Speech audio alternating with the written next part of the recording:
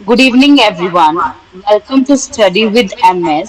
Today, we will discuss about NET exam of political science that was conducted on 15 June 2023 in the morning shift. So, let's get started.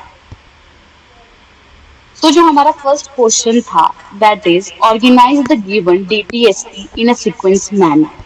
जो हमारा DPSP है उनको हमें sequence manner में arrange करना था और जो हमारे ऑप्शन थे the first one is formation of village panchayat जो कि हमारे आर्टिकल 40 में डिस्क्राइब किया गया है एंड जो सेकंड ऑप्शन था that is right to work जो हमारे आर्टिकल 41 में डिस्क्राइब किया गया है एंड जो हमारा थर्ड ऑप्शन था that is provision for just and human condition जो कि हमारे आर्टिकल 42 में डिस्क्राइब किया गया है एंड जो हमारा फोर्थ ऑप्शन था that is secure a living wage and decent standard of life जो हमारे आर्टिकल 43 में डिस्क्राइब किया गया है सो हमें इन ऑप्शंस को सीक्वेंस मैनर में अरेंज करना था जो हमारे आंसर्स था that is A B C D और जो हमारा नेक्स्ट क्वेश्चन है that is which project link Indian ocean with rim countries तो हमारा जो फर्स्ट ऑप्शन था that is Sagar panchayat second one is Milan third one is project Mausam and fourth one is Malabar exercise और जो हमारा आंसर था that is project Mausam let's move to the next question in which year India and USA signed open skies agreement तो जो इसके options थे first one is in 2001 second one is in 1995 third one is in 2005 and fourth one is 2010 जो हमारा answer था that is in 2005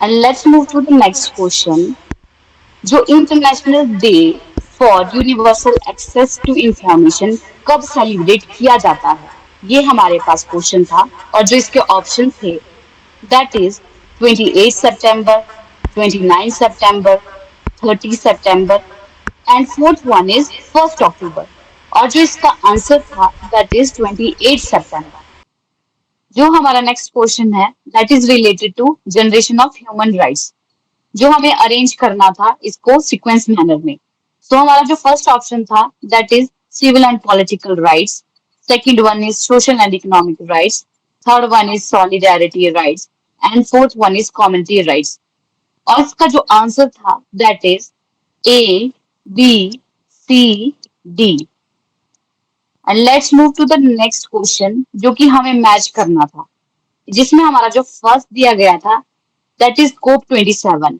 जो हुआ था शर्म अल शेख में इजिप्ट में और जो 19 आसियान सबमिट हुई थी ये हुई थी कंबोडिया में इन फेनम फैन में हुई थी जो हमारा 31st अरब लीग हुआ था वो अल्जीरियस में हुआ था एंड जो हमारा फोर्थ ऑप्शन था सेवंथ ब्रिक्स मीटिंग वो हुई थी हमारे रशिया के उफा में so let's move to the next question that is what are the crisis of Lucian Pye Lucian Pye के जो क्राइसिस थे वो हमें बताने थे तो जो फर्स्ट ऑप्शन था that is identity crisis second one is legitimacy crisis fourth one is penetration crisis and fourth one is welfare crisis so इसका जो आंसर था जो गलत था that is welfare crisis but जो सही आंसर थे that is A B C so let's move to the next question that is what is Swarajya according to Tilak Tilak के अकॉर्डिंग स्वराज्य क्या था तो फर्स्ट जो हमारा ऑप्शन है that is moral necessity second one is Dharma third one is self control and inner spiritual freedom and fourth one is life control and dependent on others जो हमारा आंसर था that is self control and inner spiritual freedom so next question is जो हमारी stages दी गई थी रुस्तों की stages दी गई थी जो इकोनॉमिक स्टेजेस के बारे में हमें बताना था कि पहले सीक्वेंस मैनर में कि पहले कौन सी स्टेजेस आती है ओके सो जो हमारा फर्स्ट ऑप्शन था that is pre take off stage जो सबसे पहला रुस्तों के अकॉर्डिंग हमारा जो स्टेज आता है वो प्री टेक ऑफ का आता है second one is take off stage आती है देन एज ऑफ मेच्योरिटी आती है and at the last age of high mass consumption आती है So let's move to the next question. What is which is not related to JP Narayan. JP Narayan के according ऐसा कौन सा जो ऑप्शन था वो जो रिलेटेड नहीं था. फर्स्ट वन इज जो हमारे पास ऑप्शन थे, जो पहला ऑप्शन था दैट इज परमानेंट रेवोल्यूशन.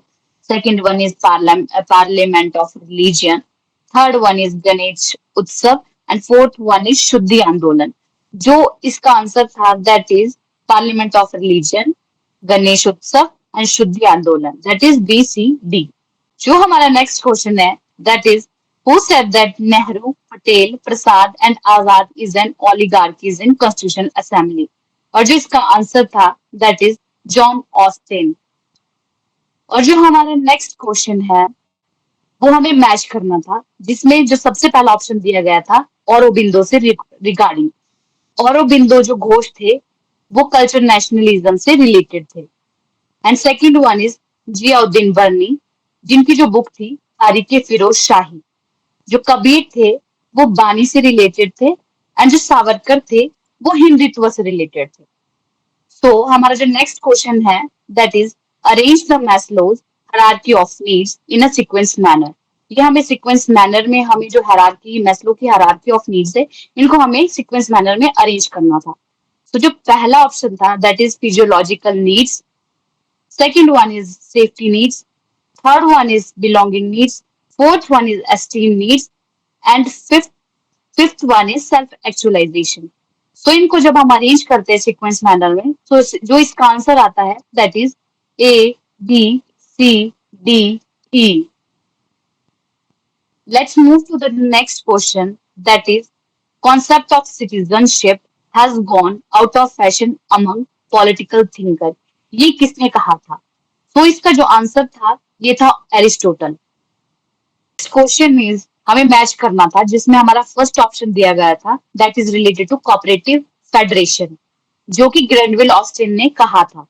जो सेकंड था दैट इज बार्गेनिंग फेडरलिज्म, जो मॉरिस जॉन ने कहा था इंडिया के कॉन्टेक्स्ट में. और जिसका थर्ड ऑप्शन था that is federalism with strong centre, वो केसी वियर ने कहा था. और जो हमारा नेक्स्ट क्वेश्चन आता है वो हमें कुछ कंपनीज दी जाती है जो हमें अरेंज करनी थी कि कौन सी कंपनी किस नेशन से बिलोंग करती है. तो इसमें जो फर्स्ट ऑप्शन था दैट इज अरामको, जो कि सऊदी अरेबिया से रिलेटेड है. और जो सेकंड ऑप्शन था दैट इज सिनोपैक, जो चाइना से रिलेटेड था. और जो थर्ड ऑप्शन था that is Petronas, which is related to Malaysia. जो हमारा नेक्स्ट क्वेश्चन है that is match the following. जो हमारे पास ऑप्शन दी थी उनको हमें मैच करना था. तो इसमें हमारा जो फर्स्ट ऑप्शन था that is theory of masses, जो रिलेटेड है गैसेट से. And second one is managerial revolution, जो बरहम से रिलेटेड था. So let's move to the next question that is who is related to Zionist movement and Zionist congress. जिसका answer था that is Theodor Herzl. And the next question is Ambedkar is the member of which committee called as Indian Franchise Committee. जो इसका answer था that is Lothian Committee, जो related था second round table conference से. And the next question is Henderson Brooks report related to whom? जो Henderson Brooks report थी वो related थी Sino-Indian War of 1962 से. And the next question is law is the command of the person whose perception contains is the reason of obedience. और जिसका answer था that is Leviathan. जो हमारा अगला क्वेश्चन है that is which is not formal mode of people participation. तो उसमें जो फर्स्ट ऑप्शन था वो था हमारा recall, second one is pressure group, third one is revolution and fourth one is public opinion. और जो इसका आंसर था दैट इज रेवोल्यूशन, जो कि एक formal mode of people participation नहीं है. Next question is which is correct about Panch Pran. तो जो हमारा फर्स्ट ऑप्शन था that is Atmanirbhar, second one is goal of develop India, third one is security and fourth one is unity and sense of duty and fifth one is integrity. और जो इसके answer थे that is A B D E. और जो हमारा next question है that is related to what is Beijing consensus. ये जो बीजिंग कंसेंसस था वो क्या था? So it is related to state led development and social welfare, जो कि चाइना के रिलेटेड था। Next one is who founded Nalanda college of Buddhist studies in Canada, और जिसका आंसर था that is Suguna Siri. So next question is, look his policy is adopted by which government? At that time जो government थी that is Narasimha Rao की government थी। So next question is, when did Savarkar became president of Hindu Mahasabha? So in 1937 Savarkar became president of Hindu Mahasabha. And next question is, which is related to John Rawls theory of justice? So इसके जो option थे that is veil of ignorance, second one is primary social goods, third one is pure procedural justice. So ये तीनों के तीनों सही थे। Next question is universal sisterhood is related to which feminism, और जिसका आंसर था दैट इज रेडिकल फेमिनिज्म। और जो हमारा नेक्स्ट क्वेश्चन है वो है what does Gandhi talk about ends and means. तो जो गांधी कहते हैं वो कहते हैं end and means are interrelated. तो ये हमारा आंसर था। और जो हमारा नेक्स्ट क्वेश्चन है वो बुक्स को हमारे को सीक्वेंस मैनर में अरेंज करना था। तो पहला जो ऑप्शन था that is leviathan, second one is two treaties on civil government, third one is social contract and fourth one provision of jurisprudence. तो ये इस तरीके से अरेंज होना था कि हमारा फर्स्ट लिव्यांथन आना था, second one is true treatise on civil government, third one is social contract and fourth one is provision of jurisprudence. So अगर आपको हमारी वीडियो अच्छी लगी हो तो please like and subscribe. Thank you.